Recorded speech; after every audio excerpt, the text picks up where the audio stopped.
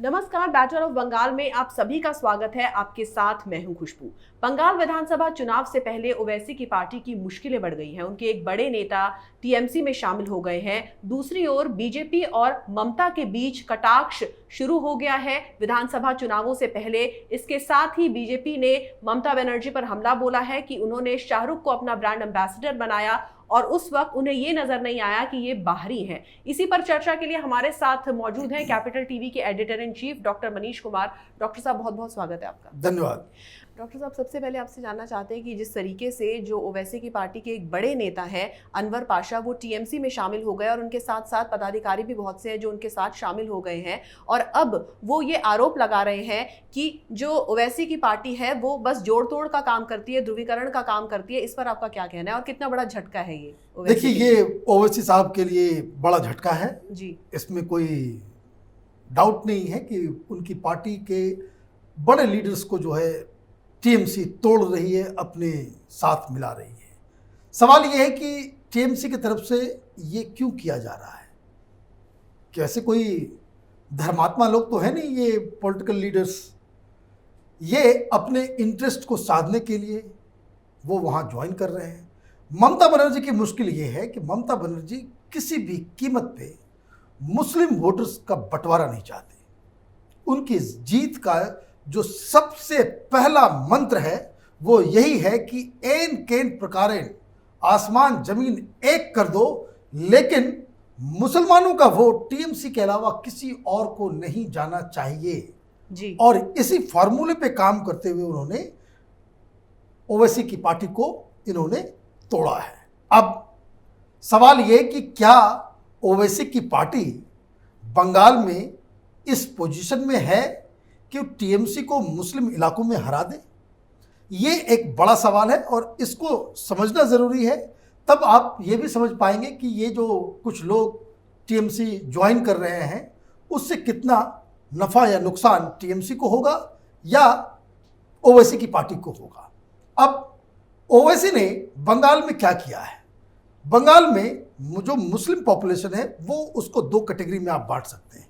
एक जो बांग्ला लैंग्वेज बोलने वाले हैं, जो बांग्लादेश से आए हैं, जी, है ना। दो तरह के बांग्ला माने ओरिजिनल लोग भी हैं वहाँ पे, मुस्लिम जो शुरू से वहाँ पे रह रहे हैं, और बहुत भारी संख्या में बांग्लादेशी भी आए हैं। वो बंगाली बोलते हैं, वो हिंदी नहीं बोलते, वो उर्दू नहीं बोलते। और दूसरा जो कैटेगरी है वो है मुसलमानों का वो इलाका जहाँ पे हिंदी बोली जाती है, उर्दू बोली जाती है। और इस वजह से मैं आपको बता दूँ, अभी इनको ओवैसी नज़र आ रहा है, वो अभी इनको ये सारी चीज़ें नज़र आ रही है कि ममता बनर्जी ने पहले भी एक काम इस चीज़ को किया है। बंगाल में जो सेकंड ऑफिशियल लैंग्वेज जो है उसको उर्दू का स्टेटस उसको मिला हुआ है। ये ममता बनर्जी ने किया है, वामपंथियों ने नहीं किया है। वो क्यों किया?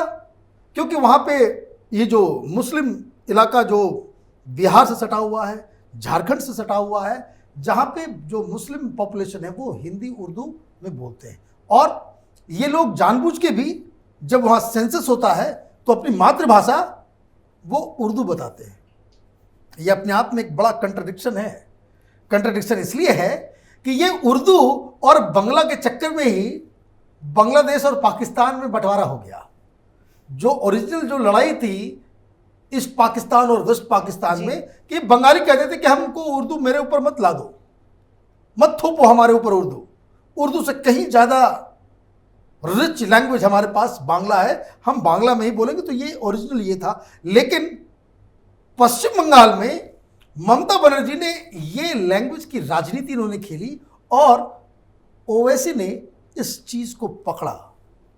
और जितने भी वहाँ पे जो डिस्ट्रिक्ट्स हैं, 23 डिस्ट्रिक्ट्स में ओवैसी ने अपनी पार्टी ऑफिसेज भी खोले। जी बिल्कुल। और वहाँ पे ओवैसी ने बाकायदा अपना यूनिट भी बनाया। मतलब ये कि ओवैसी के पास ये जो हिंदी भाषी मुस्लिम इलाका है वो उन इलाकों में ओवैसी पहले से ही काम कर रहे हैं। बाकायदा वहाँ पे उनका नेटवर्क काम कर रहा है। और जब वो भाषण देते हैं या उस तरह के लीडर्स जो तमाम, चाहे वो महाराष्ट्र के लीडर्स हों, चाहे हैदराबाद के हों, या फिर यूपी के बहुत सारे लीडर्स हो, बिहार भी अब वो जुट गया है। और चूंकि ये जो 5 सीटें आई हैं वो बंगाल और बिहार के बॉर्डर वाले इलाके में आई, सीमांचल, तो ये उसका असर तो वहां पे दिख रहा था। तो ये जो बिहार में जो अचानक से ओवैसी को 5 सीटें आई जी, तो ममता बनर्जी का एंटीना जो है वो खड़ा हो गया। और ये प्रशांत किशोर ने कहा कि ये अगर बीमारी बॉर्डर के इस पार आ जाती है तो बहुत सारी सीटों पे ये नुकसान देंगे। तो ममता बनर्जी ने क्या स्ट्रेटजी अपनाया कि इसकी पार्टी के ही बड़े बड़े लोगों को तोड़ दो, मनोबल टूटेगा तो फिर लोग ओवैसी की तरफ नहीं जाएंगे। और ये जो अनवर पाशा है ये पॉपुलर लीडर हैं और ये अचानक से टीएमसी में शिफ्ट कर जाते हैं और जो वो बयान देते हैं, बयान ये दिया जाता है कि आपको बंगाल आने की जरूरत नहीं है, आप जो है कम्युनल पॉलिटिक्स करते हैं। आप माने एमआईएम का लीडर जो अभी कुछ दिन पहले तक उसका हेड था वो यही बात कह रहा है कि तुम्हारे एमआईएम को आने की जरूरत नहीं है और ये वोट को पोलराइज करने वाली पार्टी है। तो ये ज्ञान 4 दिन पहले क्यों नहीं था? बिल्कुल, ये ज्ञान अचानक से ज्ञान चक्षु जो खुला है वो क्यों खुला है? तो इसका मतलब साफ है, आदर ही हैज स्टक अ डील कि हम कुछ लोगों के साथ आएंगे, हमें टीएमसी की तरफ से हमें टिकट दिया जाए। टीएमसी की तरफ से वो चुनाव लड़ेगा तो उसको लग रहा है कि वो चुनाव जीतने में कामयाब हो जाएगा, इसलिए उसने पलटी मार दी। लेकिन इससे ये उतने बड़े लीडर्स नहीं हैं कि जिनका असर उन 22-23 डिस्ट्रिक्ट्स में जहां ऑलरेडी एमआईएम का प्रेजेंस एक साइजेबल अमाउंट में है, तो वो उस वहां तक इनका इन्फ्लुएंस नहीं है। इसलिए ये कहा जा सकता है कि ओवैसी की पार्टी की तरफ से 1-2 लीडर्स तो वहां पे जा रहे हैं, लेकिन ओवरऑल जो डेंट वहां पे पड़ने वाला है मुस्लिम वोट के हिसाब से, वो डेंट देने में अभी भी ओवैसी बल्कि मतलब उसकी कैपेबल है वो बंगाल के अंदर में। एक और जो इसमें समझने वाली बात ये है कि जो दिक्कत जो मुस्लिम वोटर्स को लेकर के जो दिक्कत टीएमसी के सामने है, जो बड़ी चुनौती है, वो ये है कि कम से कम 100 सीटें ऐसी हैं बंगाल के अंदर, 294 में 100 सीट्स ऐसी हैं बंगाल में जहां मुसलमानों का बिल्कुल वो अगर वन साइडेड वोट देते हैं तो कोई दूसरा पार्टी वहां पे नहीं जीत सकता जी। अब दिक्कत ये हो रही है कि वहां महागठबंधन बन नहीं रहा। कांग्रेस पार्टी और वामपंथी ये दिनाजपुर, मालदा, मुर्शिदाबाद में 70-80% के आसपास, 70-75% के आसपास मुस्लिम्स हैं। उसी तरह से मालदा में 60% के आसपास मुस्लिम्स हैं, 40% के आसपास मुस्लिम वोटर्स जो है दिनाजपुर में। तो ये एक जो चंक है यहां पे वामपंथी और कांग्रेस पार्टी बाकायदा मजबूत स्थिति में शुरू से रहे हैं। जब सब लोग हार गए फिर भी 2 सीटें कांग्रेस को और 2 सीटें वामपंथियों को वहां पे मिले थे लोकसभा चुनाव में पिछली बार। वो क्यों मिले? क्योंकि वहां पे अभी भी उनका जो होल्ड है। तो ये एक बड़ा विचित्र सा कॉम्बिनेशन बन रहा है कि आप इस तरह से आप चले जाएं सामने, अगर ओवैसी के साथ कोई गठजोड़ ये लोग कर लेते हैं ममता बनर्जी, तो ये संकेत चला जाएगा कि आपको 100 सीट के ऊपर तो आपकी स्थिति मजबूत हो जाएगी, लेकिन बाकी के 194 सीट्स हैं उस पर क्या होगा। तो ये पॉलिटिकल एक खेल है जिसको टीएमसी अपने हिसाब से भुनाना चाहती है, लेकिन इसके पीछे मोटो सिर्फ इतना ही है कि एन केन प्रकार जो मुस्लिम वोटर्स हैं वो बटे नहीं, पूरी की पूरा वोट जो है वो टीएमसी को आए, उसी की एक कवायद है जी। और मनीष जी, दूसरी तरफ जिस तरीके से बीजेपी और टीएमसी में जुबानी जंग तेज हो गई है, तो जिस तरीके से कुछ दिन पहले अभी नेताजी सुभाष चंद्र बोस को ममता बनर्जी ने याद किया तो वो कोई दिखावा नहीं है, लेकिन अब ऐसे समय में जब कुछ दिन पहले अमित शाह ने वहाँ का दौरा किया तो वो दिखावा है, इसमें क्या बात है? देखिए, वो तो ये तो लगातार चलता ही रहता है। ये प्रशांत किशोर ममता बनर्जी का पुराना डिस्कोर्स है कि जहाँ कहीं भी मोदी और अमित शाह जाते हैं तो ये कहते हैं भाई आउटसाइडर है जी, है ना, यही कहानी है भाई, आउटसाइडर है। ये दिखावा कर रहे हैं। यही चीज़ जो है वो यूपी के दो लड़के वो खटिया के को लेकर के ये लोग प्रचार प्रसार करते थे। आपको याद होगा, ये प्रशांत किशोर करवाया करता था। और जब ये लोग जाते थे तो ये लोग कहते थे कि ये गुजरात से आउटसाइडर्स दोनों आ गए हैं।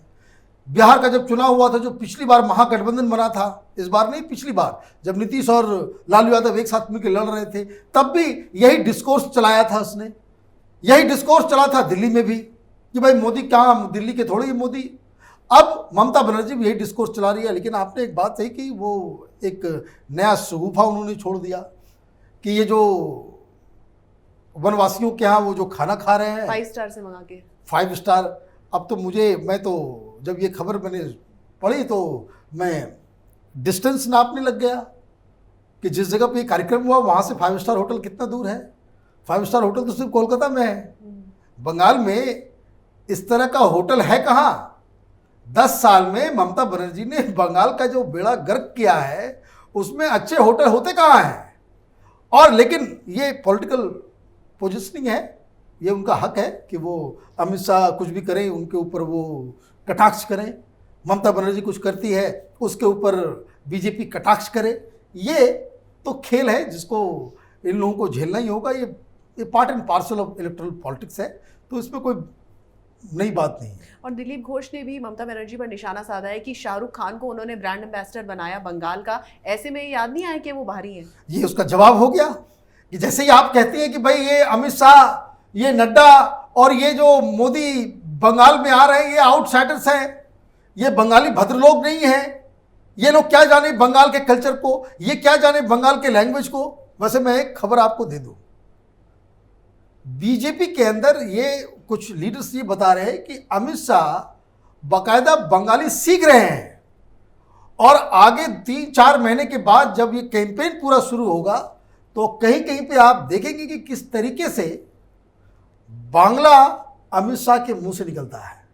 और ये अपने आप में एक बड़ा कमाल होगा। ये डेडिकेशन भी बताता है कि बीजेपी के जो लीडर्स हैं वो किसी भी राज्य में जीतने के लिए किस हद तक वो अपना प्रिपरेशन करते हैं। जी बिल्कुल, ऐसे नरेंद्र मोदी ने भी पिछले साल किया था, बांग्ला भाषा का प्रयोग किया था और बहुत लोकप्रिय हुआ। ये काम अमित शाह बकायदा वो बांग्ला सीख भी रहे हैं। और बीजेपी के अंदर जो तैयारी चल रही है उन तमाम लीडर्स को पिक एंड चूज किया जा रहा है जो बांग्ला बोल सकते हैं। जैसे जो बहुत अच्छे ढंग से प्रचार प्रसार में जिनका इस्तेमाल किया जाएगा वो होंगे स्मृति ईरानी। स्मृति ईरानी को बहुत ज़्यादा ही इंपॉर्टेंस दिया जाएगा बंगाल चुनाव में, क्योंकि वो बिल्कुल एक बंगाली की तरह वो बांग्ला भाषा बोलने में वो एक्सपर्ट है। और इसलिए आप ये देखिए कि किस तरह से नाक का सवाल, इज्जत का सवाल बंगाल का चुनाव बीजेपी बना चुकी है। अमित शाह ने अपना गर्दन उस पर फंसाया है, नड्डा साहब तो अध्यक्ष है तो वो उनकी जिम्मेदारी है ही। साथ ही साथ जो तमाम जो लीडर्स हैं जो बंगला जानते हैं उन सबको बंगाल में डिप्यूट किया जाएगा। तो ये सारी तैयारी चल रही है। और ऐसे में जब ममता बनर्जी की तरफ से ये कहा जाता है कि भाई ये आउटसाइडर है, ये आउटसाइडर है, तो ये दिलीप घोष ने बहुत सही सवाल पूछा है। यहाँ तक कि ये भी कहा है कि सौरव गांगुली का अपमान हुआ है इस तरह से। बिल्कुल हुआ है। सौरव गांगुली से बड़ा तो ये तो अरे फिल्मी हीरो, ये तो 50 साल 60 साल का बुढ़ा, इसको को आप सुपरस्टार बना करके बैठाए हुए हो। बस वो मुसलमान है इसलिए आपने उसको बना दिया कलकत्ता का, बंगाल का आप आइकन आपने उसको घोषित कर दिया। क्यों कर दिया? कोई और दूसरा कोई लीडर नहीं मिला? ये बंगाल में कलाकार की कमी हो गई। सवाल ये भी है ना कि क्या बंगाली आर्टिस्ट, बंगाल में आर्टिस्ट नहीं है, बंगाल में हीरोज नहीं है। बॉलीवुड से तो कई लहजे में बंगाली फिल्में जो हैं बेहतर होती है, कई लहजे में। वो सारा इन लोगों ने तो चौपट कर दिया 10 साल में। कुछ तो वामपंथियों ने किया और कुछ ममता बनर्जी ने कर दिया। लोग पहले सत्यजीत रे के समय और बहुत सारे लोगों के समय बंगाली फिल्म जो है वो बॉलीवुड की फिल्मों से ज़्यादा बेहतर बना करती थी।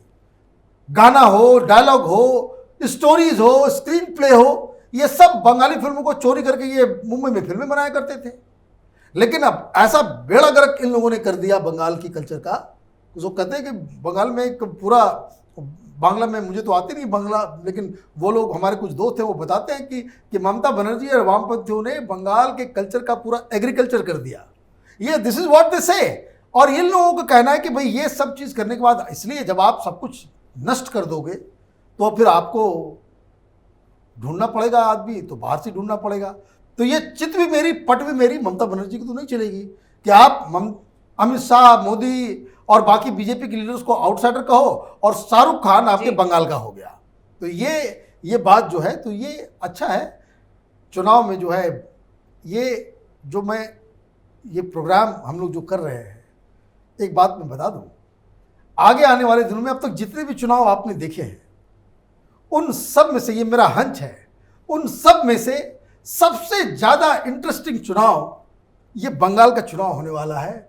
और इसमें क्या क्या होगा ये आप इमेजिन नहीं कर सकते। बम से लेकर के, पिस्तौल से लेकर के, मर्डर से लेकर के, पॉलिटिकल कलाबाजी से लेकर के, तोड़ फोड़, सारी चीज़ें इसमें होंगी। तो अपने आप में एक अनूठा, एक अजूबा सा चुनाव होने वाला है। और इसलिए हम लोग हर दिन ये कोशिश करते हैं कि जो ताज़ी घटनाएं हैं उसको लेकर के आप तक पहुँचे। जी, बहुत बहुत शुक्रिया इस तमाम जानकारी के लिए। Thank you. तो जिस तरीके से ओवैसी की पार्टी के बड़े नेता को ममता बनर्जी ने अपनी पार्टी में शामिल कर लिया है, इस तरीके से ममता ने साफ तौर पर यह संकेत दे दिया है कि अगर सीधे तौर पर किसी पार्टी से गठबंधन किया जाए तो उससे वो कमजोर दिखाई पड़ती हैं, लेकिन अगर दूसरी पार्टी के बड़े नेताओं को तोड़कर अपने साथ मिला ले तो उसमें कोई दिक्कत नहीं है। दूसरी पार्टियों पर राजनीतिकरण का आरोप लगाने वाले किस तरीके से खुद राजनीति कर रहे हैं, ये आप यहाँ पर सीधे तौर पर देख सकते हैं। अगर आपको हमारा ये वीडियो पसंद आया तो इसे लाइक करें, शेयर करें और कैपिटल टीवी को सब्सक्राइब करें। नमस्कार।